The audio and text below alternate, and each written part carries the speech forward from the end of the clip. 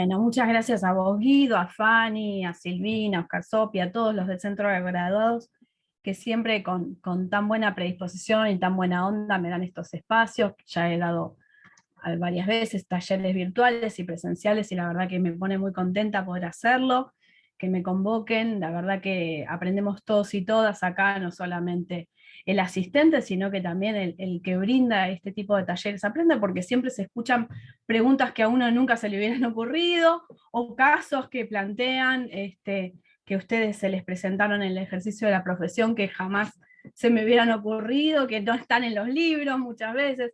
Entonces es enriquecedor para todos y todas. Así que muchas gracias también, porque veo que son un montón, eso me pone muy contenta. Les agradezco la asistencia, espero que ténganme un poco de paciencia, que las preguntas las vamos a hacer al final por una cuestión de evitar que se entorpezca la exposición, porque si vamos frenando cada ratito, por ahí quedan temas pendientes, y mi idea es, hay un montón de temas para hablar porque es un tema bastante abarcativo. Yo elegí algunos, quizás pueden decir que es un poco caprichosa la elección, sí, puede ser, pero es lo que yo veo en la práctica, en el ejercicio de la profesión, y como facilitadora que soy del CERAGAR, que después les voy a contar qué es eso, que veo como conflicto más frecuente. Entonces, bueno, es por eso que he elegido estos. Por supuesto que podemos plantear más, ¿no? Si llegamos. Por eso es que quiero estos primeros 45 minutos, una hora, hacerlo de exposición.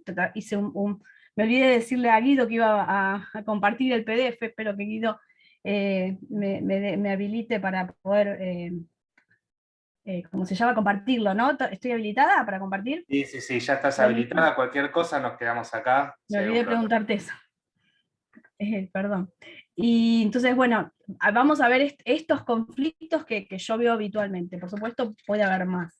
Y algo que quiero aclarar también, son conflictos que los que he escogido para analizar esta tarde tienen que ver con el vínculo laboral existente, no cuando el vínculo laboral ya se ha extinguido, ¿sí? Sino cuando está la relación laboral vigente.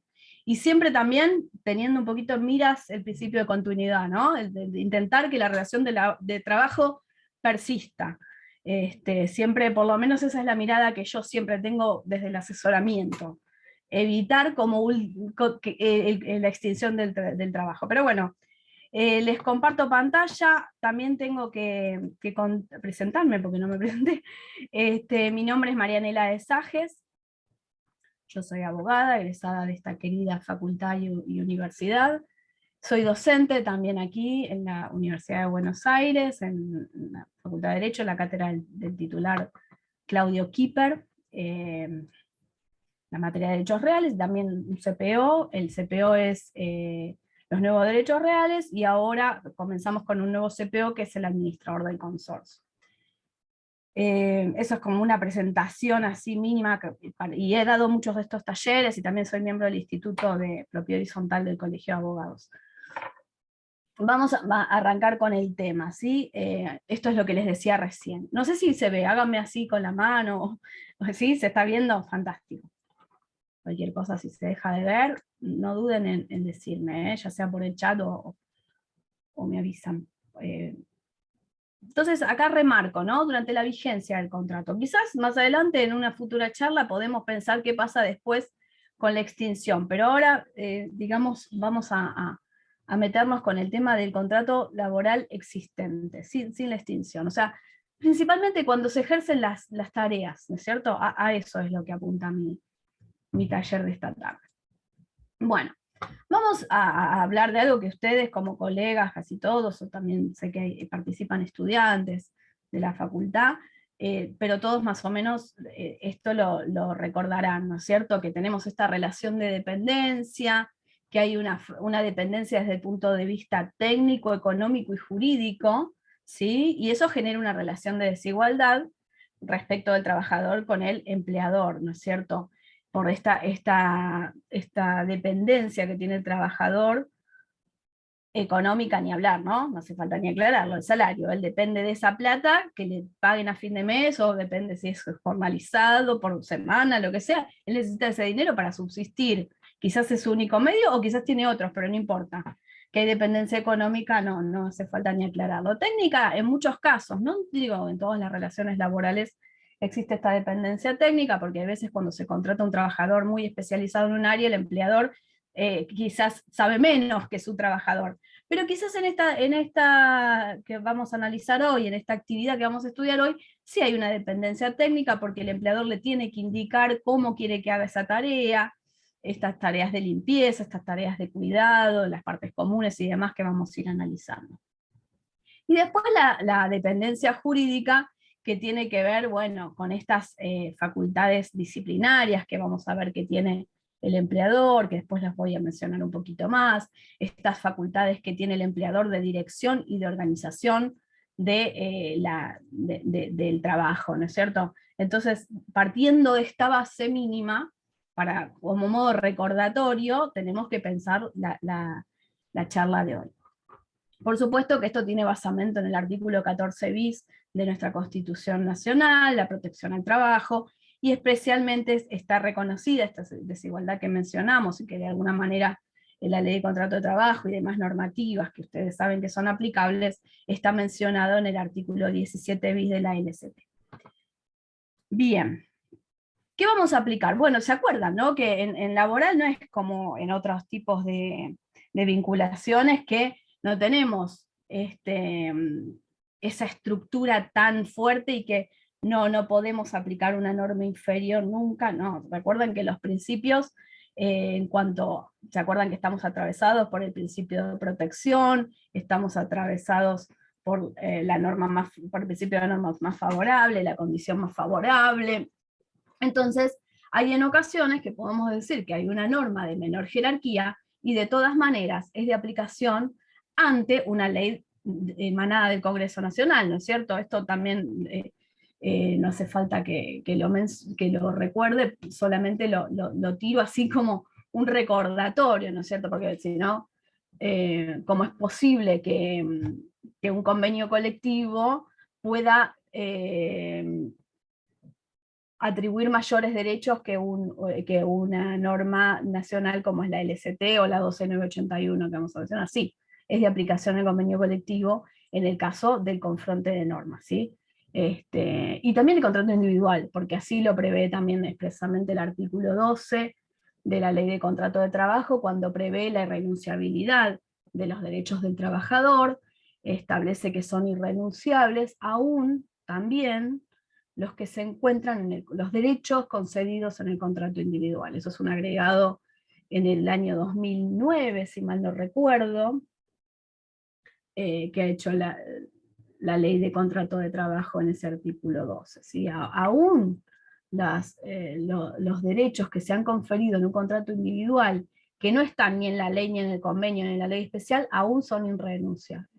Entonces es por eso que no lo podemos, yo siempre cuando doy derecho al trabajo, porque también doy derechos reales, pero en algunos lados también doy estos cursos de administradores, o en estos talleres, digo, no podemos pensar al derecho del trabajo con la misma mentalidad que pensamos al derecho civil, ¿sí? No lo podemos pensar así porque nos vamos a equivocar, no hay duda que nos vamos a confundir. Entonces, rompamos ese esquema de la jerarquía de las normas, pero siempre en beneficio del trabajador, siempre atravesados por la condición más favorable, por la norma más favorable, por la renunciabilidad, y también teniendo en miras la continuidad del trabajo del artículo 10, ese principio tan importante que les contaba hace un ratito.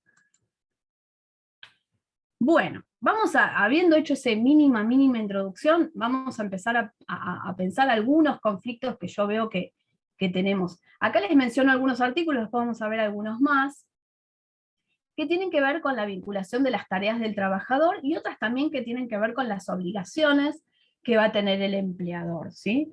Tenemos que arrancar, lo tengo más adelante, pero lo digo y después en todo caso les muestro la filmina. El empleador, cuando yo hablo de empleador, estoy hablando del consorcio de propietarios, ¿sí? Esta persona jurídica que es diferente de los sujetos que integran al edificio, ¿sí?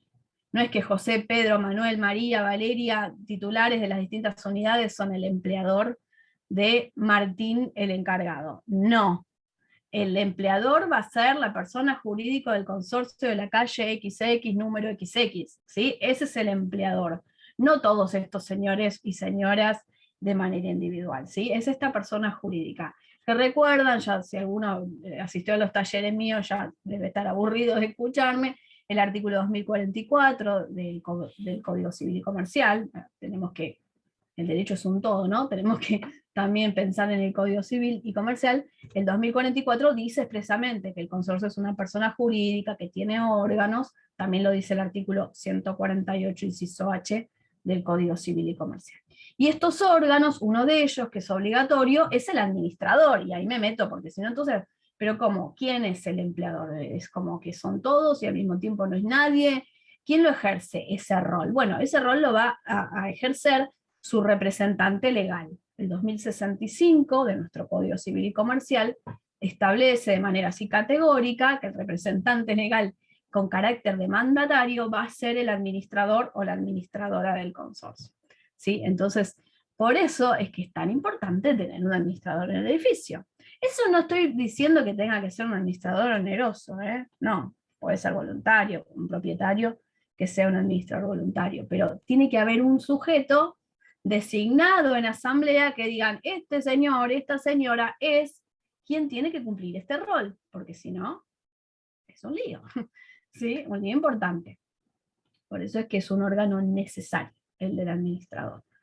Bueno, vamos, el artículo 23 es muy extenso, no voy a desarrollarlo todo porque si no íbamos a solo ver eso y capaz que tampoco llegamos. Entonces voy a elegir así medio lo que a mí me parecía, capaz que a ustedes les parece otro, si me lo quieren plantear en las preguntas está perfecto, siempre que tenga que ver con la relación existente, para no irnos a otro tema, ¿sí? que no hablemos de la extinción, como les decía, porque eso da para hacer en otro taller. Y yo elegí algunos que yo veo muy a menudo que generan problemas, de estas funciones, de estas tareas que vamos a ver en el artículo 23, y también el 24 y el 25. Bueno, empezamos con uno que genera muchos conflictos, en muchas ocasiones, ¿no? Por supuesto, no me gusta generalizar, pero bueno, tampoco tengo una estadística hecha con un censo, pero los veo a menudo, ¿sí? Que hay problemas con el tema de la portería, como se lo llama comúnmente, que el convenio colectivo en el artículo 23, inciso 1, la llama la vivienda del personal, habitar la unidad, dice, ¿no? Habitar la unidad del edificio destinada a ese fin para vivienda del trabajador. Y ojo, que no se crean que solamente el encargado podría ser que se le asigne la vivienda. Yo he visto un montón de veces que en lugar de tenerle el encargado la tiene el ayudante, o en edificios de importante categoría por ahí económica, podríamos decir, que tienen dos, he visto edificios con más de dos porterías, y que ahí tenemos al encargado y al ayudante, cada uno se le asigna una propia vivienda, ¿sí? Entonces no es que solamente, porque esta es una pregunta que muchas veces me han hecho, bueno, el encargado no quiere tener la vivienda y la quiere tener el ayudante, ¿lo podemos dar? Sí, claro que se lo podrían, si no, no habría conflicto en ese caso, ¿sí? Por supuesto, siempre que sea al inicio, ¿no? Esto es algo que por ahí es un poco obvio, por ahí a algunos les va a parecer obvio, pero no podemos modificar situaciones que ya han sido pautadas inicialmente de manera unilateral, sobre todo, no se puede, ¿no? De manera unilateral me refiero a por consentimiento solamente, o decisión, mejor dicho, solamente del edificio o del conjunto inmobiliario, porque esto, me olvidé decir eso, lo que vamos a estudiar hoy no solamente lo pensamos en un edificio, sino también en los conjuntos inmobiliarios, porque recuerdan, son propiedad horizontal especial, también se le aplica el convenio colectivo 589 y demás, y la ley 12981, que también es aplicable a la actividad, que es justamente la ley, que es una ley muy, muy antigua, desde el año 1949 o 48, 49 me parece que es el decreto y 48 es la ley, si no estoy confundida. Es una ley muy antigua, pero igual está vigente. 1947, miren, la 12981, acá tengo, sancionada en abril de 1947. Y su decreto, que es el 11296, yo creo que lo había anotado por ahí, una filmina, esperen que vuelvo para atrás, acá está. Este decreto que ustedes ven ahí anotado, es el decreto de esta ley, ¿no es cierto? De esta ley nacional del Congreso de la Nación, es del año 49, el decreto, y la ley es del año 47. Claro, ustedes dicen, pero ¿y la propiedad horizontal se había creado, se acuerdan? En octubre se había creado, promulgado la 13512 en octubre, 13 de octubre de 1948. Bueno, sí, esta ley es anterior a la ley 13.512, ¿sí? Después, bueno, se adecuó, ¿sí? Expresamente se le adecuó y se le dio el alcance de que se le aplicaba también, ¿sí? Porque era para encargados de casa de renta. Bueno, y después se adecuó a casa de renta y horizontal, ¿sí? La casa de renta, ¿se acuerdan que hay un solo titular de todos esos departamentitos, si quieren llamémosle, unidades, como sea, y que las alquila? Y propiedad horizontal, ¿se acuerdan que era cuando teníamos este reglamento que constituían este derecho real de propiedad horizontal? Y entonces se enajenaban las distintas unidades. Bueno, bien. Entonces, para volver un poquito al tema de la vivienda, vuelvo a la filmina que estaba previamente. ¿Qué pasa con la vivienda? Esto es lo que dice el artículo 23, inciso primero. Él está obligado, o ella está obligada, el encargado o la encargada, están obligados a habitar la vivienda con el destino que le es propio. ¿Qué quiere decir esto del destino que le es propio? Quiere decir que él o ella no van a poder dedicarle otro destino diferente que no es el de vivir él allí o ella allí con su núcleo familiar primario. No podría él, por ejemplo, ponerse un comercio, ¿sí? en esa unidad, ¿sí? Estaría incumpliendo con este destino que le han dado, ¿sí? Porque está prohibido darle otro destino, lo dice ahí categóricamente este inciso primero, ¿sí? Ni albergar en ella, aunque fuera transitoriamente, a personas extrañas al núcleo familiar. Vino su amigo de Italia y quiere que viva ahí. No, usted no puede traer a su amigo de Italia. O al primo lejano, que no, tampoco, ¿sí? Él, bueno, usa terminología que por ahí ahora nos queda un poco esposa, esposo, no está muy acorde con la nueva terminología del Código Civil, bueno, porque esto es anterior, ¿sí? Es bastante anterior, ya viene de los primeros convenios colectivos, podríamos hablar de cónyuge, conviviente también, ¿no? Claramente también el conviviente podría, o la conviviente. Entonces, tenemos que hacerlo extensivo, obviamente. Bueno, puede verificar, esto acá ya se los, esperen que vamos acá, como que remarqué lo más importante de ese inciso, del inciso 1. Tiene que pernoctar los días hábiles, ¿sí? O sea, los días hábiles tiene que pernoctar. Por ejemplo, un lunes, hoy que martes, hoy tiene que pernoctar allí. Si no pernocta, podría llegar a ser compelido al cumplimiento de esta norma, y en el caso de que no lo haga, podría llegar a generar como efecto sanciones disciplinarias. Bueno, después vamos a mencionarlas un poquito. Primero quiero desarrollar un poco las obligaciones y después vamos a explicar un poquito esto de las facultades disciplinarias. Bueno, y además tiene que habitar él y su familia, ¿sí? No puede habitar con su familia, está prohibido alojar extraños. Y como les marco ahí, el destino que es propio, ¿sí? Esto me parece que es como un resumen de todo el inciso. Y otra cosa que también tenemos que subrayar, me parece de vital importancia, es que el administrador, la administradora, puede, y yo diría debe también, porque si no los consorcistas podrían, si pasaron 3 años y jamás lo hizo, después los consorcistas podrían decir que el administrador incumplió esta función que tenía, que era la de verificar en qué estado se hallaba la portería, como comúnmente se llama portería o la vivienda, ¿sí? Entonces, por supuesto, dentro del horario laboral, previo aviso, no puede aparecer un domingo a las 3 de la tarde, ¿sí? Pero no podría hacerlo fuera de ese horario, pero sí previo aviso y en el horario de trabajo, tiene derecho a ver en qué está. ¿Sí? O sea, ¿para qué? Para ver que esté cumpliendo con esto de no cambiarle el destino, que no esté lleno de gente que no es parte de su núcleo familiar primario. Eso no quiere decir que él, a ver, no confundamos, él puede recibir una visita transitoria que viene a tomar mate fuera de su horario un domingo a la tarde.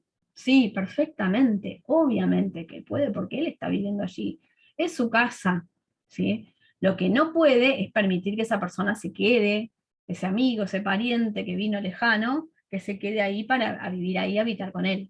Esa es la diferencia, que a veces es delgado la diferencia y sobre todo en el tema prueba, ¿no es cierto? Lo mismo que él puede ir a dormir a otro lugar, por ejemplo, el sábado de la noche, que no es un viaje, ¿sí?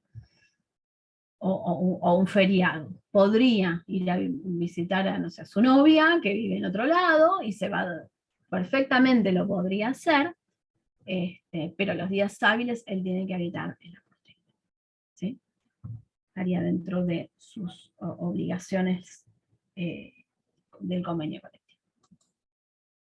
Bueno, esperen que me faltaba de vivienda. Acá. Ahora la miramos a la obligación de la vivienda desde la otra vista, desde la otra mirada, o desde la otra función, que es la del empleador. El empleador tiene que darle una portería, una vivienda en buen estado. No puede darle una portería, una vivienda que se encuentre en un estado defectuoso, en peligro, que se le puede caer el techo, no sé, o por ejemplo que haya una pérdida de una cañería de gas, supongamos. El empleador, la empleadora, está obligada a suministrarle la vivienda en buen estado, ¿sí? Y hacerse cargo del mantenimiento, si hay que cambiar ese caño que les mencionaba, o si hay que arreglar ese techo, lo que sea, sin mantener en buen estado, porque no nos olvidemos que esta vivienda va a ser un sector común de este edificio, este conjunto inmobiliario, ¿sí? De este objeto de la propiedad horizontal. Por lo tanto, no hay dudas que es el consorcio el que tiene que soportar su mantenimiento a través de lo que recauda por expensas comunes, ¿sí? No estoy hablando de la limpieza diaria, eso más vale que lo tiene que hacer él, ¿sí? Estamos hablando del mantenimiento porque se rompe un caño allí, o porque hay algún problema con una ventana, con no sé, hay infinidad de esto me parece que es el que más líos trae. El encargado reclaman que está en mal estado, que después del otro lado reclaman que no vive solo con su núcleo familiar primario. Después, esto es algo que cotidianamente durante la relación laboral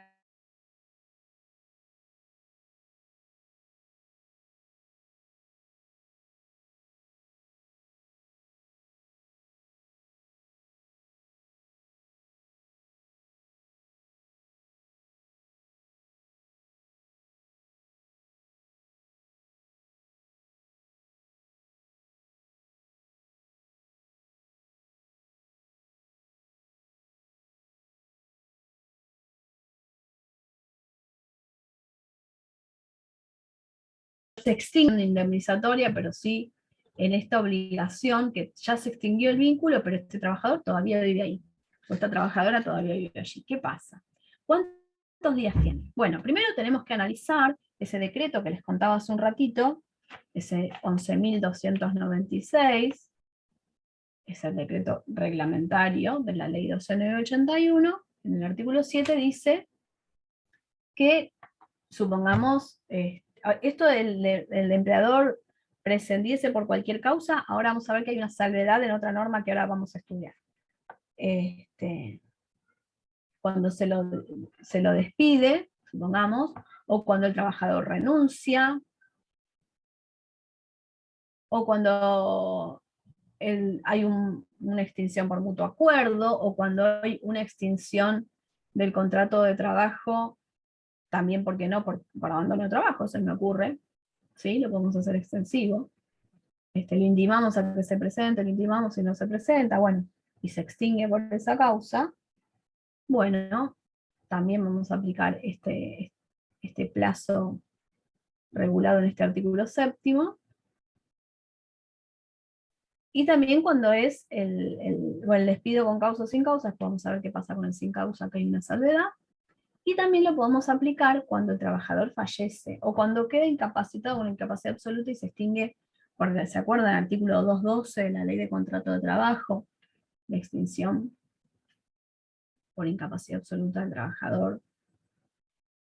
Bueno, cualquiera de estos casos, ahora salvo la salvedad entre paréntesis que ahora vamos a ver, el plazo que tiene el trabajador. Bueno, si fallece, más vale que es el viudo o la viuda, o el cónyuge superstite, usando terminología más acorde a las normas de nuestro Código Civil y Comercial, ¿no es cierto? El cónyuge superstite, la cónyuge superstite, el conviviente superstite, podrían habitar solamente 30 días más. ¿Sí? Pasados esos 30 días, por supuesto lo intimarán previamente, se podrá entablar una acción de desalojo en el foro laboral para que el trabajador o ex trabajador, mejor dicho, o este ex conviviente, este ex cónyuge, deshabiten la vivienda. Pero hay una salvedad, les decía, y esa salvedad la vamos a encontrar en el artículo 25, inciso 11 de nuestro convenio actual. Esto no estaba en el año 49 cuando se dictó cuando se reglamentó ese decreto que les mencionaba recién. Esto es algo que recién se ha agregado, si mal no recuerdo, en el 2010 o en el 2013, en alguna de las últimas modificaciones de la terminología, de una nueva regulación del convenio, que si mal no recuerdo fue en el 2010. No tengo miedo a confundirme si no fue en el 2013 o en el 2010. Se agrega este inciso 11 al artículo 25. ¿Y qué hace? Bueno, amplía un poco el derecho del trabajador, pero siempre que se den las circunstancias específicas que vamos a ver ahora.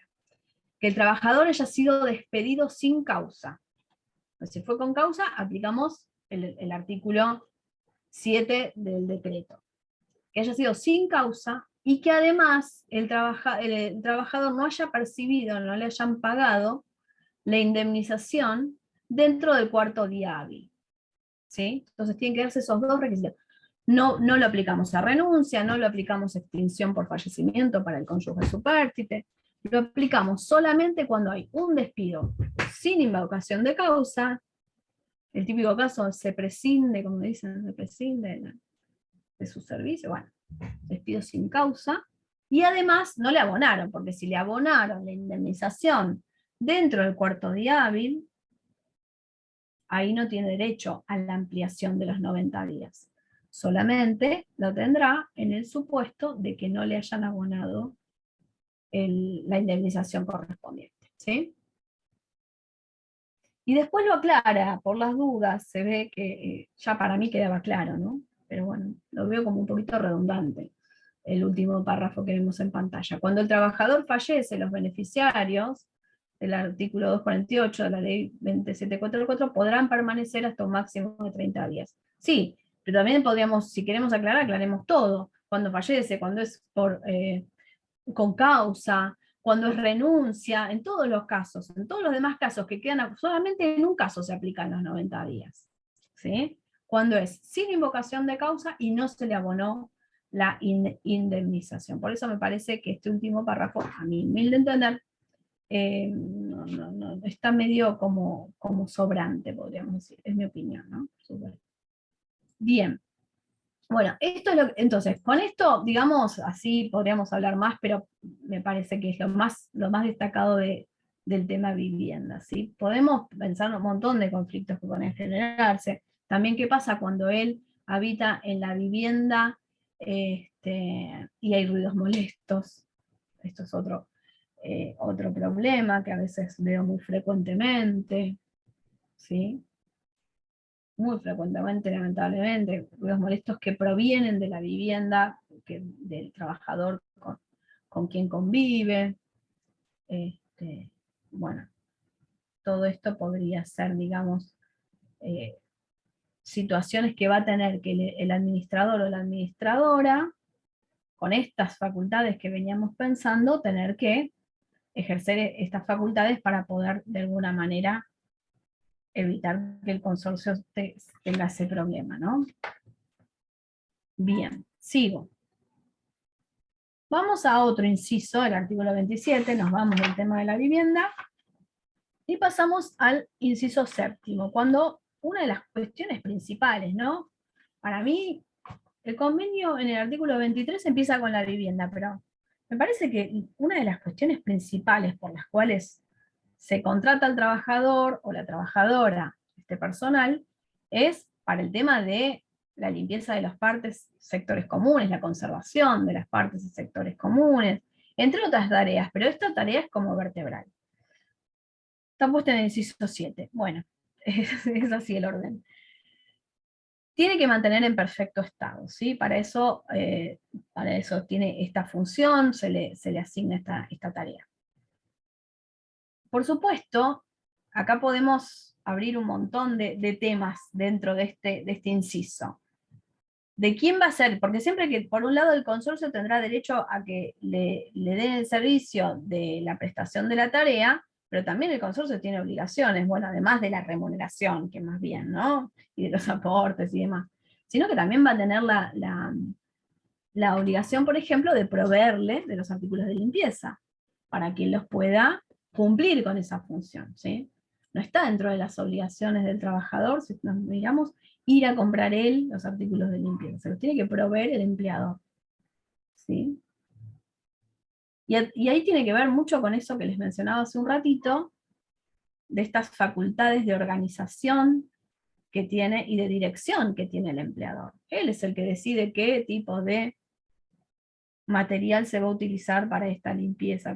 Material me refiero a qué productos se van a utilizar, ¿no es cierto? A eso apunto.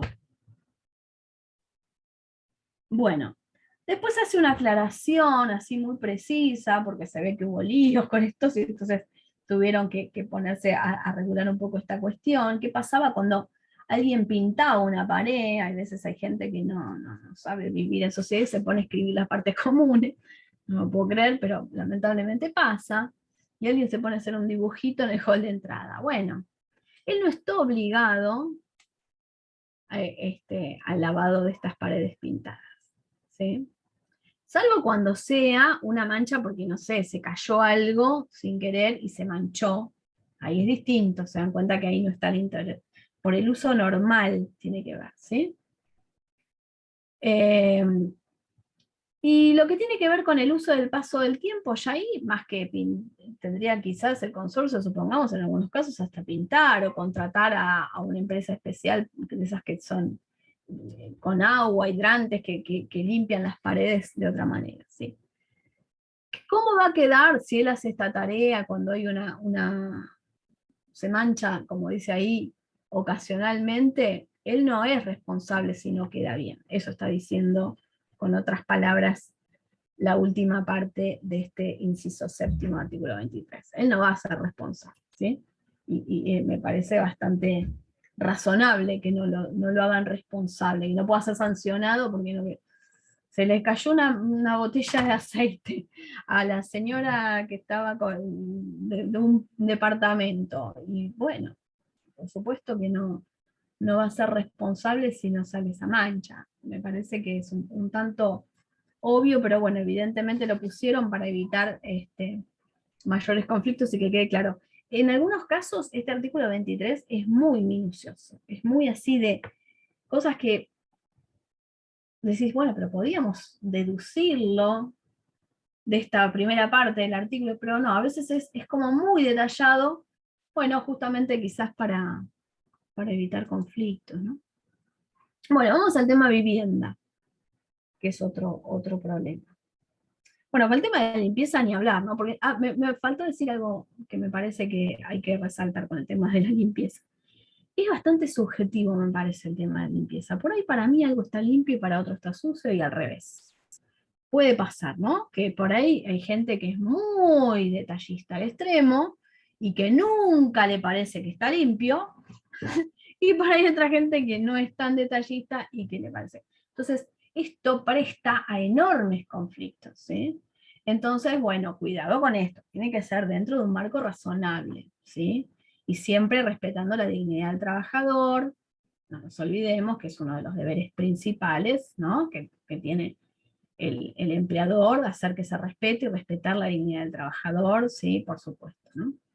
Bueno, vamos al tema vivienda, porque veo que ya son 10 pasadas y todavía me faltan varios temas. Vestimenta. Lo vamos a encontrar en el artículo 23 y en el artículo 14. No transcribí todo el 14 porque era enorme para que no quede tan extensa la filmina.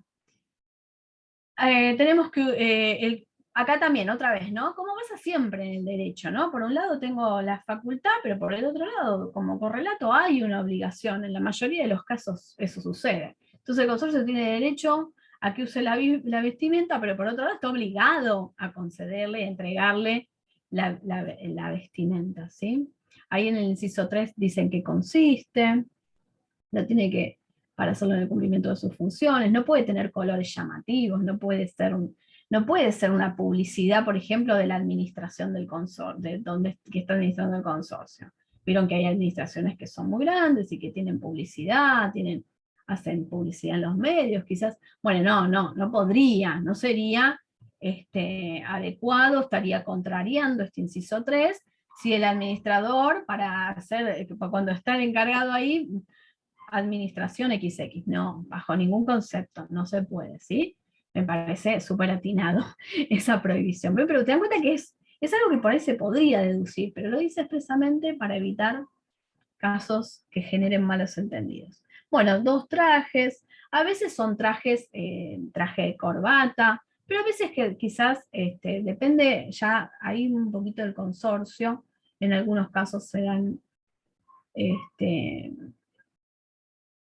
por ejemplo, hay algunos que no quieren que tenga traje de corbata, entonces le dan esa ropa de trabajo, no quiero decir las marcas porque tampoco me acuerdo mucho, pero que se da tipo, no sé el nombre, pero que no están de traje, ¿sí? En muchos edificios, por ahí como hay edificios o conjuntos inmobiliarios también que tienen muchos trabajadores y quizás algunos, por ejemplo, el vigilador está de traje y el otro está con esta ropa de trabajo, esa típica ropa de trabajo de esa tela así, de gabardina, si mal no recuerdo, yo de telas mucho no sé, pero entonces por ahí podría ser. Pero lo importante es que sean 2, ¿sí?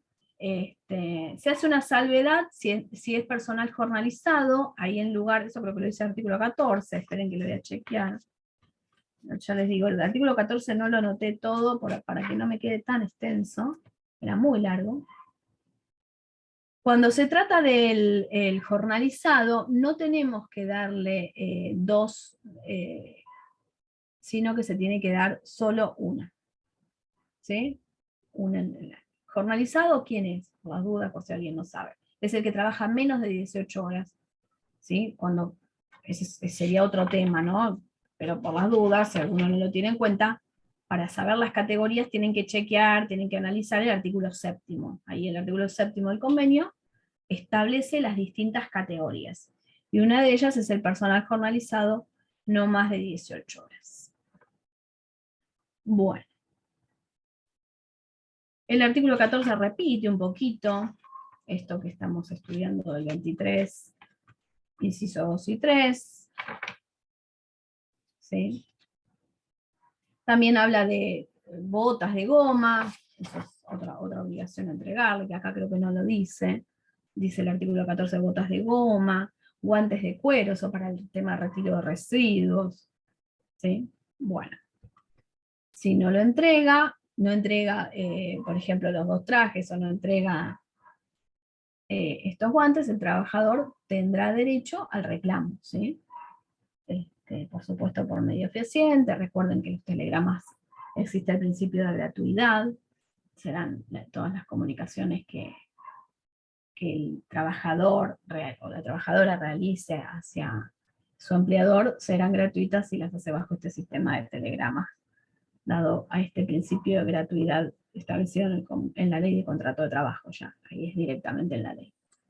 Bueno, vamos a pasar a otro tema que yo veo que también se generan enormes problemas y conflictos, que es el tema de qué pasa, porque acá tenemos un trabajador con vivienda, ¿no? Principalmente en este supuesto, cuando el trabajador tiene la vivienda. Sabemos que puede tenerla o no, dependerá del caso.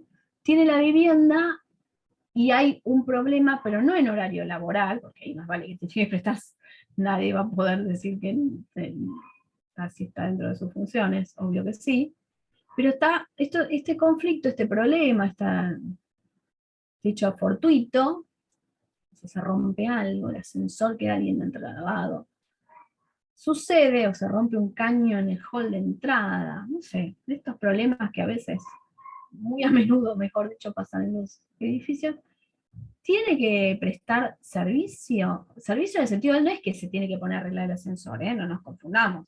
No es función de la regla del ascensor, pero sí por ahí llamar al conservador del ascensor, al ingeniero especializado que es el que se encarga del mantenimiento y decirle que venga porque se rompió y quedó alguien trabajando, no sé. ¿Sí? También avisarle al administrador o a la administradora. Bueno, acá tenemos que analizar el artículo 23 también en el inciso B. Dice, cuando tiene vivienda, tendrá la obligación de prestar la colaboración aunque se encuentre fuera de su horario. ¿Sí? Cuando se produzcan emergencias, situaciones de urgencia. ¿Sí? Ha pasado muchas veces cuando lamentablemente entraron a robar una unidad, supongamos, no sé, a ayudar para llamar a la policía, no sé. Y se le va a abonar esta hora que ha trabajado, estas horas que ha tenido que prestar este servicio como hora extraordinaria, ¿sí? Entonces las horas extraordinarias no son obligatorias, ¿no? Salvo en los casos de urgencia, en los casos de situaciones de peligro, de la seguridad de los bienes y las personas que habitan el consorcio, ¿sí? Como dice el artículo 23. Y esto lo tenemos que vincular con esos artículos que yo les menciono ahí abajo. El artículo 84, el deber de diligencia, de colaboración del trabajador, ¿sí? Expresamente, el trabajador debe prestar el servicio con puntualidad, asistencia, regularidad y dedicación adecuada, de las características de su empleo y de los medios, y ese como genérico, ¿no? Y después en específico está vinculado con el 203 de la LST. El trabajador no está obligado a prestar servicios en horas suplementarias, salvo casos de peligro, accidente, ocurrido inminente, fuerza mayor o por exigencias excepcionales de la economía nacional o de la empresa, juzgando su comportamiento en base al criterio de colaboración en el logro de los fines del año. No es igual, pero tiene una similitud con este inciso 20 que estamos estudiando. ¿Sí? Acabo de leerles el artículo 203 de la LCP. ¿Sí? Entonces él está obligado ante esta urgencia y tiene que hacerlo siempre con el sentido de solidaridad que tiene que primar, ¿no? Tanto por parte del trabajador como por parte del empleado. Bueno, otro inciso que a mí me parece da que hablar y muchísimo, que genera muchos conflictos y que hay veces la gente no se da cuenta que esto podría generarle a largo plazo un problema importante al consorcio, es el tema de que no se admite la delegación de sus tareas a terceras personas. Estamos hablando de que el trabajador o la trabajadora delegue, no el administrador o la administradora que obvio puede elegir un suplente o puede elegir, tiene un encargado y además un ayudante. No estoy hablando de eso porque eso sin lugar a dudas que sí. El consorcio puede agregar tanto personal como le parezca que sea necesario, que quiera. Estamos hablando de que el trabajador unilateralmente estaría impedido de poder él delegar su función, su tarea en otro. Y esto, sobre todo cuando tiene la vivienda, lo vemos habitualmente. Está el partido de fútbol y en lugar de sacar la basura a él, la manda al hijo. Es tremendo, porque si llega a pasar algo, pero ahora vamos a ver qué dice el artículo, que se ve que lo vieron, y justamente trata el tema este que estoy contando. No lo dice exactamente el ejemplo, pero el ejemplo porque lo vi un montón de veces, o que manda a la mañana temprano a baldear la vereda a su cónyuge, ¿no? La responsabilidad de las tareas recae exclusivamente en la persona designada por el principal. El principal sería, nosotros somos el consorcio y contratamos a XX como encargado. Él es el que tenemos relación de dependencia, el famoso 931. Él es nuestro trabajador, el que tiene el legajo, el que tiene el libro y demás, el libro de órdenes, que ahora vamos a mencionar que es esto del libro de órdenes, el libro de sueldos y jornales. O sea, es él, es este José que contratamos nosotros. No a Pedro su hijo, ¿sí? Que, aunque sea mayor de edad, Pedro, no importa. Nosotros contratamos a José. Entonces no puede Pedro sacar la basura porque para ayudarlo al padre, porque el padre le tira unos pesitos. No. siendo tal incumplimiento una falta, no teniendo el empleador responsabilidad alguna ante eventuales accidentes o reclamos que pudieran producirse por parte de estos familiares o terceras personas. Claro, pero si de manera cotidiana, esto ya me arriesgo yo e iré un poco más allá de este inciso, y todos tácitamente le permitieron que sea este Pedro el hijo que saque la basura. Durante 7 años hace que Pedro viene sacando la basura y todos lo vieron. Y bueno, hay una delegación tácita que nadie hizo nada. Entonces, a mí me parece, para evitar conflictos a futuro, por si se llega a caer esta persona, o por si llega a hacer algún reclamo por trabajo no registrado, lo que fuere, lo que habría que hacer es, apenas vemos que está incumpliendo el trabajador o la trabajadora con el inciso 16 que estamos estudiando en el artículo 23, debemos intimar para que evite repetir ese incumplimiento, porque si no se tomarán medidas disciplinarias superiores, ¿sí? Entonces, hay que de inmediato actuar, no lo dice el inciso, pero esto se los agrego yo, me parece importante, de inmediato, apenas veo que hace esto. No es que, bueno, como el artículo 23, inciso 63 dice que me quedo tranquilo porque ante eventuales accidentes, sí, bueno, pero usted vio que todos estos años él sacó la basura y nadie dijo nada, entonces guarda con esto. Estoy hablando cuando hay una repetición, una periodicidad en este incumplimiento por parte del principal, ¿no? Del trabajador principal. Bueno, ahora vamos a hablar un poquito del libro de órdenes, que esto es algo típico de esta actividad. Es un libro que lo tenemos en esta actividad, que ha sido regulado primeramente por el orden lo puse al revés de lo que estoy diciendo, porque cronológicamente fue así. Primero la ley 12.981, en este artículo 25 que les menciono allí, establece que tenemos que tener en los consorcios, acá dice casa de renta, pero se acuerdan porque era de 1947, no se cambió la terminología, pero como se aplica también a la propiedad horizontal, es que tenemos que hacerlo extensivo.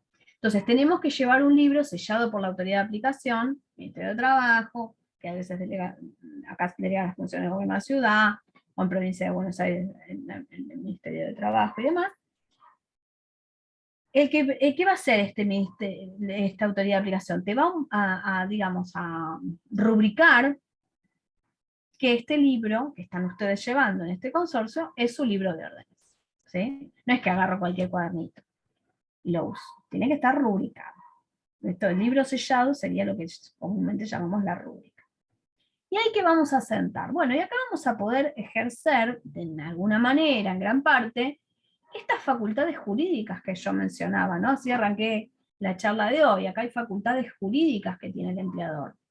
Estas facultades de organización que tiene, estas facultades de dirección, estas facultades que tiene disciplinarias, las puede dejar plasmadas por escrito a través del libro de órdenes. Es una herramienta muy eficaz, tanto para los consorcios como también para los trabajadores, porque el trabajador va a poder contestar, como dice en el artículo que vamos a leer, hacerles cargos. Artículo 23, inciso 13, o sea, también lo regula el convenio, lo tenemos doblemente regulado el libro de órdenes. No podemos no tener libro de órdenes en el consorcio, es obligatorio. A mí me pasa que muchas veces también dicen, no, acá en este edificio no tenemos. El administrador anterior nunca me lo entregó. ¿Y cuánto hace que usted administra? No, hace 27 años. Yo me pongo a llorar a veces. Bueno, ¿cómo? Pero tuvo tiempo para sacarlo. Tienen que tener libro de órdenes, ¿sí? Estoy dando un ejemplo un poco exagerado, pero por ahí un poquito menos, pero lo he escuchado a menudo. Entonces, ¿qué tiene que hacer? Acatar las órdenes que le va a impartir el administrador, la administradora, y que van a estar determinadas, reguladas en el libro de órdenes. ¿Esto quiere decir que el consorcio tiene vía libre para inventar lo que quiere? Obviamente no. Siempre en el marco del convenio colectivo 589, de todas estas obligaciones del personal, del artículo 23, por supuesto de las obligaciones también emanadas de la LST, más bien, no hay duda que el administrador no va a poder inventar nuevas tareas, pero sí va a poder distribuir cómo va a ser el orden en hacerlas. Queremos que, por ejemplo, no sé, digo un ejemplo que se me ocurre cualquiera, que los lunes, los miércoles y los viernes limpie los ascensores, los demás días no. Que balde dentro del horario, porque tampoco podés baldear en cualquier horario. Vieron que tenemos acá en el gobierno de la ciudad, tenemos un horario específico, no podés baldear a las 2 de la tarde. Ya sé que lo hacen, lamentablemente, Hay edificios que lo hacen o hay casas particulares que lo hacen, pero tenés un horario, ¿sí? Dentro de ese horario que te impone el gobierno de la ciudad o el municipio que fuere, la norma local que fuere, tenemos que la potestad, podríamos decir, el consorcio va a tener la potestad de decir en qué horario baldear, dentro siempre cumpliendo con la norma local. Se me ocurre baldear la vereda, se me ocurre con respecto a otra función que no mencioné, porque recuerden, yo estoy haciendo un pequeño recorte de las funciones y obligaciones de los encargados. Hay un montón más en el artículo 23. También está el tema de entregar la correspondencia, ¿sí? Por ejemplo, entonces se puede decir en qué momento quiere que reparta la correspondencia, cuándo retirar los residuos. También ahí tenemos una norma local que nos va a poner un horario del retiro de residuos a la calle, pero quizás muchas veces pasa que se retiran los residuos de cada palier y se pone en una parte común, supongamos, en una parte común que se encuentra en planta baja, podría ser, y varias veces se le puede poner que saque de los distintos, de estos depósitos específicos para dejar los residuos, que tenemos por lo general uno por cada piso o palier. Estoy dando ejemplos, ¿no? Esto no lo vamos a encontrar.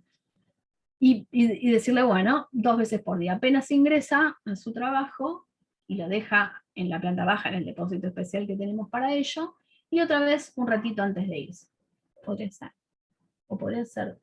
¿Sí? Eso también está dentro de estas funciones, de este poder de dirección que tiene dentro de estas facultades jurídicas que se le confieren al empleado. Bien. Eso con respecto al libro de obras. Bueno, después acá tenemos otras tareas que no son obligatorias y generan unos problemas.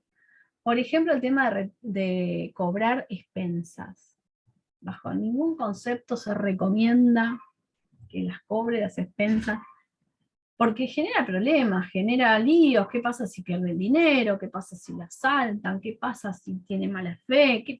Puede darse un millón de cosas, que hay casos, que seguramente alguno de ustedes habrá escuchado casos así, y después el administrador o la administradora tiene una enorme responsabilidad por ello. Entonces, no es obligación, lo dice categóricamente el artículo 24, y además yo le agregaría como algo aparte de este taller, y no se lo recomienda. No se lo recomienda, no lo hagan. Lo mismo con el inciso 2 que estamos viendo en pantalla, este artículo 24, inciso 2, el tema de darle las llaves de las distintas unidades. Sí, a veces es práctico, pero también puede generar problemas y a peleas. ¿Sí? Hubo casos en los cuales directamente algunos alquilaban, como sabía que estaba fuera el titular, alquilaba a otro por horas. No corresponde. Dice que no está dentro de las obligaciones, no es una obligación. Entonces, yo lo digo desde la óptica de cómo hacer para evitar conflictos, ¿no? Porque esa es la mirada que estamos teniendo en este taller. ¿Cuáles son los conflictos? Bueno, se genera conflicto muy a menudo, no digo siempre, por supuesto, que a veces no pasa nada, pero ahí ya los abogados no intervenimos. Entonces, ¿cómo hacer para evitar estos conflictos? Bueno, y que no sea una obligación y que tampoco se dé en la práctica. Tampoco es obligación del encargado, de la encargada o cualquiera de los otros trabajadores que tenemos dentro de las categorías del artículo 7, atender el teléfono del portero eléctrico. Vieron que a veces era un portero y abrir. Él no está obligado a abrir a cada uno que ingresa, no está obligado, ¿sí? Eso de estar en la puerta y abrir no es obligación. Si ustedes leen las obligaciones, no hay un solo artículo, no hay un solo inciso que diga que está obligado a abrir la puerta. Tampoco retirar los escombros. Por ejemplo, hay una obra en una unidad, él no tiene que retirar los escombros, eso se tiene que encargar el titular de esa unidad funcional que está en obra, ¿sí? Y tampoco, y esto nos genera unos problemas a veces, no está obligado a firmar notificaciones administrativas, judiciales y o correspondencia certificada destinada a los consorcistas, salvo que expresamente lo haya autorizado el destinatario. Entonces, hay veces las notificaciones judiciales se complican porque el trabajador o la trabajadora, en base a este inciso 5 del artículo 24, no la recibe, ¿sí? Podríamos hablar mucho más. Está el artículo 46 del Código Civil y Comercial, inciso F, que dice que la unidad funcional se le podría dar como carácter, se los estoy interpretando, ¿no? El carácter de constituido, salvo que el propietario haya constituido en otro lado. Lo podemos vincular, ¿sí? Pero bueno, hoy estamos analizándolo desde la esfera del derecho del trabajo. El trabajador no está obligado a recibir este tipo de notificaciones que son certificadas, que son judiciales, en las cuales él tiene que prestar conformidad a la recepción, ¿no es cierto?, que la recibió. Bueno, y tampoco él tiene que hacer el reciclado de los residuos, ¿no? Esto es obvio también. Eso lo tuvo que hacer cada titular en la unidad, separar los residuos secos de los que no son secos y los que son reciclables o no, por supuesto. Es un poco obvio, pero está bueno que lo aclaren para evitar problemas. Bueno, otro tema que también ya ahora abrimos a las preguntas, es el tema de, ¿puede el trabajador, el empleador, perdón, estoy pensando en el administrador ahora. El administrador puede decirle dónde tiene que estar ubicado cuando ya terminó de limpiar, supongamos, hizo toda la tarea de higiene, repartió la correspondencia, valió la vereda, hizo todas sus funciones, todas las tareas que tenía para ese día, bueno, y quedó 1 hora y media, no sé. Bueno, puede estar en el hall de entrada, vigilando quién entra y quién sale, que no es lo mismo que abrir la puerta, ¿sí? Porque también está en el artículo 23, que él no puede dejar pasar a cualquiera, ¿sí? Él tiene que, dice el inciso 10, vigilar la entrada y salida del personal del edificio, impidiendo la entrada de vendedores ambulantes, promotores, ¿sí? O que se estacionen personas en las puertas de acceso o espacios comunes. Ahí estaría facultado para decir, usted no puede sentarse acá en el hall de entrada, en la puerta, y ponerse a tomar mate en la puerta, en el piso de la puerta, y podría él pedir que se retire. Él me refiero, acá me estoy refiriendo al trabajador, ¿sí? Entonces, el empleador podría decirle en dónde tiene que estar cuando ya ha terminado con estas funciones. Está dentro también. Bueno, dentro de sus tareas. Esto también parece un poco de vivir en sociedad, me parece, ¿no? Tiene que ser recíproco. Entonces, tanto el trabajador, pero también el empleador, la empleadora, tienen que acordar a cada uno de los propietarios o ocupantes el correcto tratamiento que tienen por derecho los integrantes del consorcio. Nos tenemos que tratar bien. Me parece, vivir en sociedad. Bueno, otros conflictos que acá menciono, así como para tirar las ideas, estaría salario fuera de término, falta de entrega del certificado de trabajo, cuando el trabajador necesita, por ejemplo, porque quiere presentar como en otro trabajo propuesta, o falta de entrega de recibo de sueldo. Esto lo veo a menudo, el tema, sobre todo ahora que estuvimos con este aislamiento, y que esto de que por ahí no había tanto contacto, bueno, generó muchos problemas. ¿Cómo se puede solucionar? Bueno, por empezar están las facultades disciplinarias, que ahora las vamos a mencionar, pero también está el tema del servicio de conciliación y facilitación optativa para trabajadores y para empleadores de renta y horizontal. Esto es algo específico para este convenio colectivo, no es para todos los convenios, para todas las actividades. No podríamos facilitar un conflicto de algo que no sea la actividad de los trabajadores de edificio. Entonces, ¿qué sería? Habrán escuchado, me imagino, muchos de ustedes, lo que llamamos el SERACAR, ¿sí? El SERACAR es este servicio de facilitación optativa para trabajadores y empleadores, que tiene dos grandes servicios. Uno que es el de conciliación laboral, cuyos acuerdos, por supuesto que están en cabeza de un conciliador laboral, matriculado, conforme a la ley, o sea, lo mismo, solo con un beneficio, que están especializados en el ámbito horizontal, y sus acuerdos después serán enviados al SECLO, al Servicio de Conciliación Laboral Obligatoria, para que el SECLO los observe y los apruebe según corresponda, ¿sí? Podrán ser homologados o no, en algunos casos, por el SECLO, ¿sí? Y esto tiene como beneficio, a mi modo de ver, que es especial para trabajadores de edificio. Es su conciliación laboral, que por supuesto es obligatorio en la conciliación laboral que el trabajador esté representado o desde el punto de vista gremial, o con un abogado, por supuesto, eso más bien. y por supuesto con un conciliador laboral. Después tenemos como otro servicio emanado de este artículo 29 del convenio colectivo, que es la facilitación.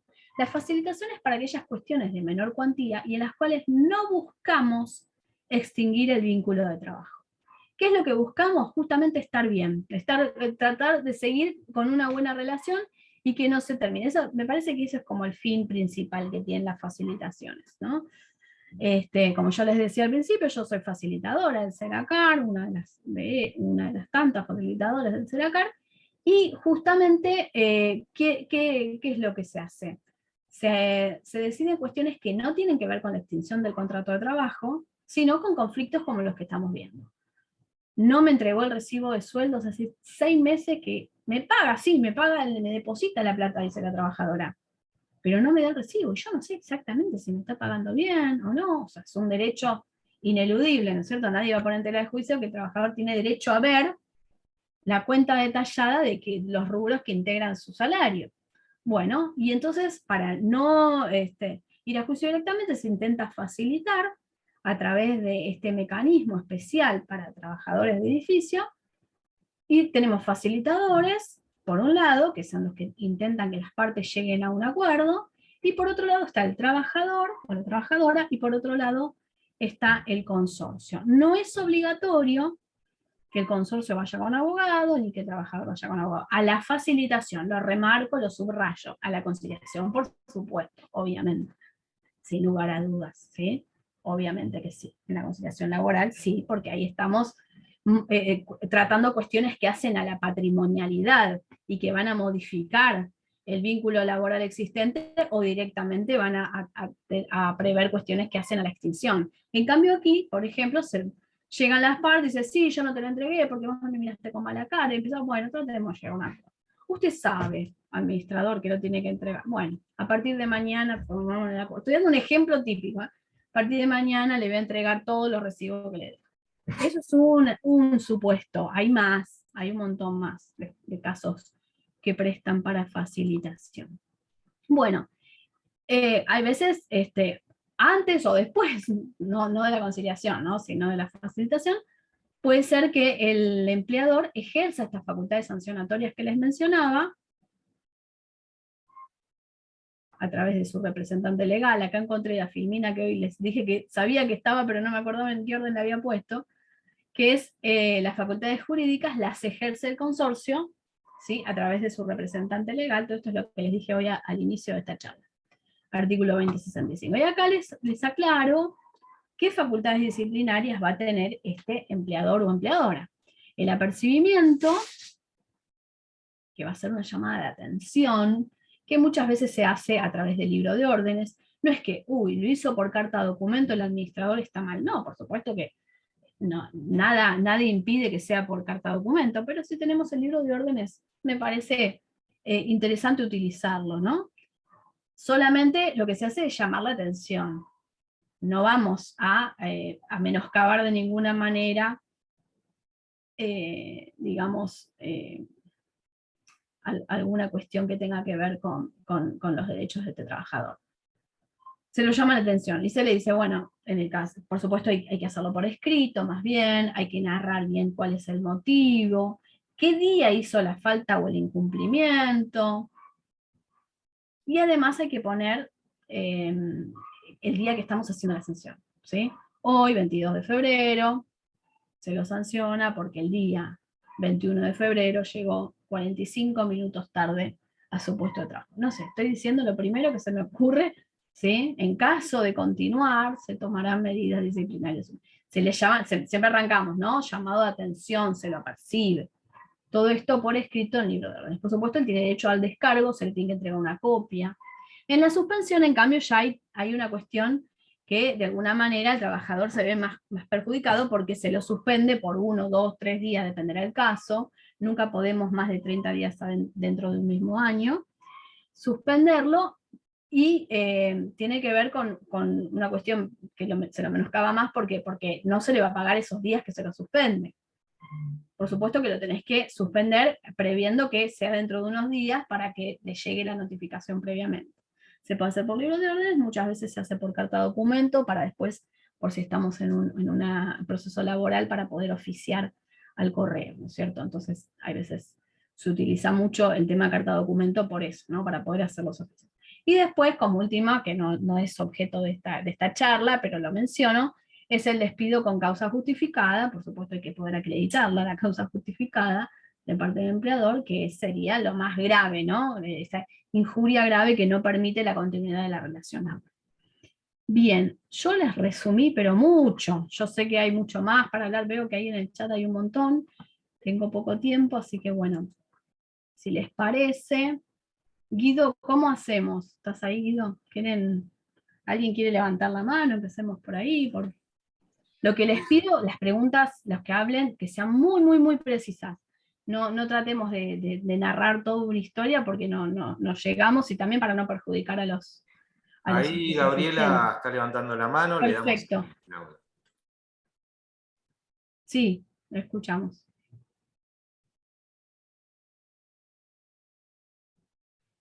Gabriela, sí. Hola, Hola, buenas muchas tardes. sí, ¿qué tal? Buenas tardes.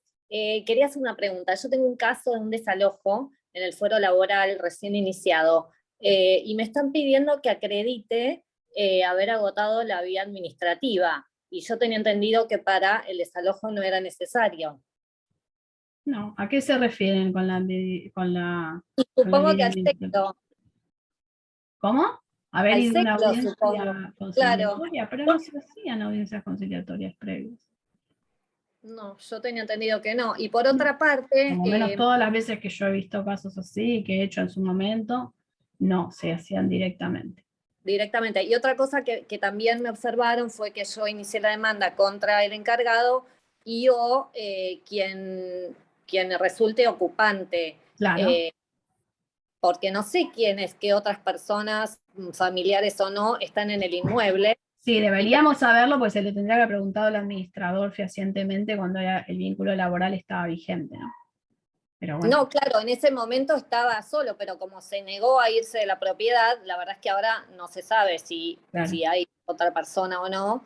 Bueno, y el juzgado es como que me dice que tengo que manifestar el nombre de la persona contra quien dirijo Bueno, sí, esos son los problemas procesales, viste, que a veces se laboral, claro, que no pasa de civil.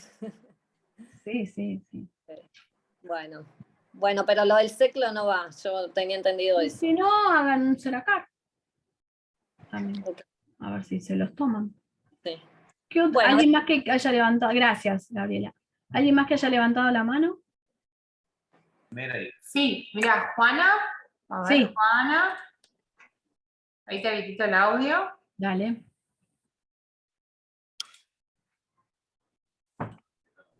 Sí, buenas tardes, ¿me escuchan? Sí. Sí, ¿qué tal? Justamente mi pregunta tenía que ver con esto, si a Seracar podía recurrir el empleador por este tipo de cuestiones, por ejemplo, en caso de desalojo de vivienda, porque es una situación mucho más compleja, o sea, no sería algo tan simple como para una facilitación o... Claro. En fin, eso es cuestión de... Poder se puede, el tema es que después lo cumpla. Pero sí, lo pueden usar como una herramienta, claramente. A veces también lo pueden acordar como una facilitación, porque como no hace la patrimonialidad. Sí, eso por un lado. Acordar que el día 31 de marzo se va a retirar. Sí, perfectamente. El tema es, bueno, si después no lo cumple la facilitación, no agotaste la vía prejudicial de ninguna manera. Cambio con la conciliación laboral, te van a decir. En ese caso que estaban planteando. Sí. Que quedó también es cuando hablamos del consorcio como persona jurídica, generalmente en otras cuestiones laborales, uno a veces demanda a la persona jurídica y demanda también a algún integrante, por ejemplo, de una sociedad, ¿no? A un socio. Sí. Acá, siendo el consorcio una persona jurídica, también se podría demandar de manera solidaria a alguno de los propietarios como consorcista, como parte de integrante del consorcio. Ahí ya nos metemos con la responsabilidad, no. Yo entiendo que es al consorcio en principio, es una persona jurídica distinta. Bueno, pasamos entonces a la próxima persona. Gracias, Juana. Solamente al consorcio. Después si no hay plata, si no hay plata, después sí podemos ver subsidiariamente, pero primero habiendo agotado claramente el patrimonio consorcial de las expensas. Sí. Muy bien. lo pasamos a Lidia. Lidia, te pido que seas breve porque tenemos bastantes manos levantadas, estamos cortitos de tiempo. Sí. Ya te solicité el audio. Lo tenés que activar. Acá está. Ahí está. Bien. Todo.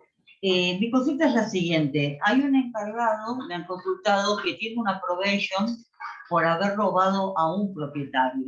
Y tuvo allanamientos, se encontraron todos los elementos en la vivienda de él. No le basta con eso, sino que son reiteradas falta de respeto a cuanta persona, mujer venga al edificio, las acosa en el ascensor. Yo tengo entendido que lo que él haya hecho a nivel penal es privativo de él. ¿Qué? No entendí, perdón. Se entrecortó justo. Penal, ¿no? Que tuvo la Se entrecortó justo, Lidia, perdón. Sí, perdón. Que lo que él haya hecho a nivel penal, el haber robado, ¿no es una causal de despido? Es algo... Si está con condena, sí, la causal de extinción, obvio, claro, está dentro de la ley de contrato de trabajo, expresamente previsto cuando hay condena, pero no sé, ¿en qué caso está acá? ¿Qué me dijiste que estaba condenado? Ya hizo una probation, o sea, eso ya... ¿Y el robo es a una unidad funcional o es alguien de afuera? Sí, a una persona mayor que por el terror que le causó, pasó a alquilar la propiedad y se fue de la propiedad. Y bueno, podrían haber utilizado eso como herramienta para intentar. Para intentarlo, ¿no? Muchas gracias. Pero bueno, por supuesto todo tiene que ser coetáneo, ¿no? No me puedo acordar 3 años. No, pero estamos hablando, no es un solo caso, y aparte le dejó la vivienda a un propietario y él lo abandonó a propósito para que falleciera más pronto. O sea, estoy con un tipo de persona... Claro, es muy difícil de probar eso que estás planteando, ¿no? No lo comprendo, sí, pero ¿viste? Es como una especie de combo de una persona a la que no se le puede tener confianza, porque capta a toda persona adulta que esté sola para tratar... Claro, bueno, pero ahí ya lo veo difícil de probar, muy difícil. Acá estoy viendo una pregunta muy interesante en el chat que dice, no me anda el audio, porque si no, para no dejar afuera a los que escribieron en el chat. No me anda el audio, ¿se puede cambiar la categoría del encargado por alguna menor si no cumple con la cantidad de horas registradas? Cuidado, ¿se acuerdan que son irrenunciables los derechos del trabajador? Si empezamos la relación laboral de una manera, no podríamos cambiar la categoría en detrimento de él, y sobre todo de manera unilateral, pero no se podría, son irrenunciables, así que artículo 12. Y encima tenemos el tema de las horas, que si son más de 48 unidades funcionales, perdón, si son más de 25 unidades funcionales, no 48, 25 unidades funcionales, tiene que ser encargado permanente, ¿sí? Muy bien, perfecto. Daniel, creo con eso. activo el audio, 25, ya no es por las horas, tiene que ser esas horas. Lo que tendrán que hacer es hacérselas cumplir, que cumpla esas horas, que las trabaje, conferirlo al trabajo. Muy bien. Eso está en el artículo 7, inciso F, lo que les digo, a partir de las 25 unidades. Perdón, Fanny, que te... No, por favor. No, yo porque quiero que entren todos los que... Sí, lo que pasa es que estoy tratando de ser respuesta. Primero pensar la pregunta y después resumir la respuesta. Aquellos que no tengan audio, bueno, nada, lo podemos leer desde acá, ¿sí? Pero mientras tanto vamos echando alguna pregunta con la mano levantada y otra que escribamos con el chat. Ahí veo que está Federico, Luciana. Ahí está. No, ¿Daniel anda por ahí? ¿Daniel? Sí, acá está bien. Ahí está. Sí, buenas tardes. Una consulta cortita. Sí. Encargado con vivienda, que tiene restricción jurídica de habitar la vivienda y perimetral. El grupo familiar, digamos, ¿está sujeto a derecho a quedarse en la vivienda? Sí, pero la perimetral la tiene él, no la tiene el resto, ¿no? Y la verdad que eso estamos teniendo muchos problemas de esos, porque no tenemos soluciones en un artículo de ninguno del convenio ni nada. Más que nada también se lo pueden preguntar a un penalista, capaz que se le va a poder contestar mejor que yo, que me dedico a derecho del trabajo y a la propiedad horizontal. Yo entiendo que la perimetral la tiene solamente el trabajador, entonces no podríamos desalojar a la esposa, por lo menos hay que ver también los tiempos, cuánto es el tiempo que está. ¿La perimetral que la pide un propietario del edificio? Imagino que habrá sido así el caso, ¿no? No, es por violencia de género. ¿De la misma esposa? Sí, de la misma. Entonces ni hablar. Sí. Sí, sí. Yo entiendo que ahí no pueden pedirle que se retire. Pero es mi interpretación, ¿eh? Ya les digo, no lo van a encontrar en un artículo. Yo entiendo que no. Pensé que la perimetral había pedido un propietario. También he visto los dos casos, este que me plantea Daniel y el otro, que es un propietario que lo pide, se la conceden, y quedó la cónyuge con los hijos y las hijas, y se tiene que ir el encargado. Un lío total. Entonces ahí me presta más un poco a duda también. Pero también yo entiendo que no lo podríamos pedir el retiro, porque el contrato laboral se mantiene, está suspendido, se mantiene. Muy bien. Bueno, Nicolás. Pero es más para un penalista, que para mí.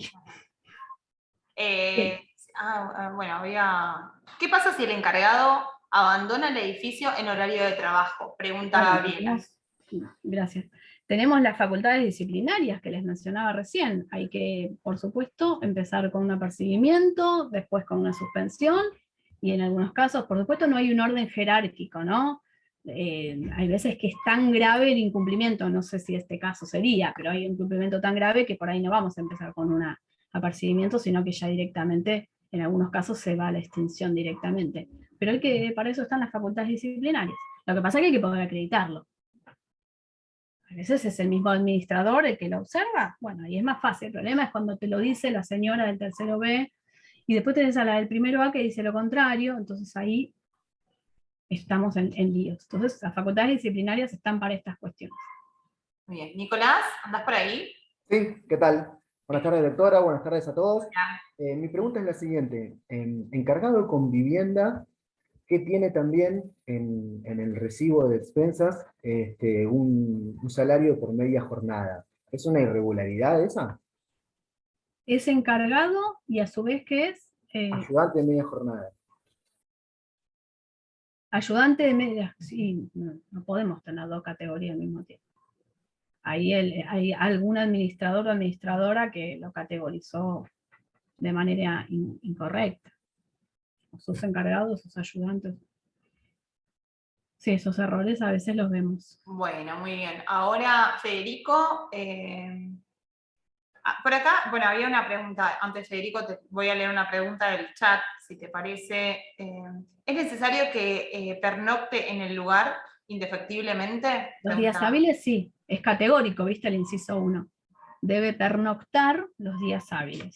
Y después preguntaban qué pasaba cuando en el escalafón de categorías baja una categoría.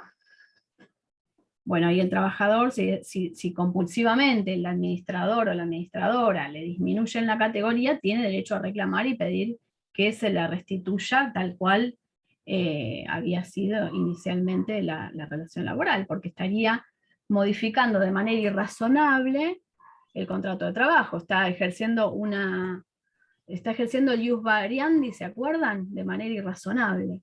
No puede, se está excediendo dentro de sus facultades de modificar el contrato de trabajo.